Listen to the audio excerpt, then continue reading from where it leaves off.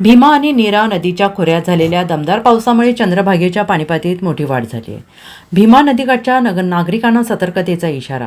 भीमा आणि नीरा नदीच्या खोऱ्यात झालेल्या दमदार पावसामुळे चंद्रभागेच्या पाणीपातळीत मोठी वाढ झाली आहे. सुमारे 60,000 क्युसेक एवढा विसर्ग वीर आणि उजनी धरणाच्या विसर्गामुळे येतो आहे. उजनी 97% भरलेलं असून उजनीत सध्या 45,000 एवढा विसर्ग दौंड येथून येतोय. त्यामुळे उजनीतून पुढे भीमा नदीत 60,000 क्युसेक एवढा विसर्ग प्रवाहित होतोय, तर वीर धरणातून 13,000 क्युसेक एवढा विसर्ग नीरा नदीच्या माध्यमातून भीमा नदीत येतोय. पंढरपूरची नदी सध्या 25,000 क्युसेक एवढ्या विसर्गानं प्रवाहित होते आहे. तर नीरा नरसिंहपूर येथील नीरा भीमा यांच्या संगमावर पाणीपातळी मोठी वाढलेली आहे. आज दुपारपर्यंत पंढरपूरच्या भीमा नदीवरील ब्रिटिशकालीन दगडातून पाण्याखाली जाईल. त्यामुळे भीमा नदीला येणाऱ्या संभाव्य पुराच्या शक्यतेनं प्रशासनाने नदीकाठच्या नागरिकांना सतर्कतेचा इशारा दिला आहे. Bureau report, SBN Marathi, Pandharpur.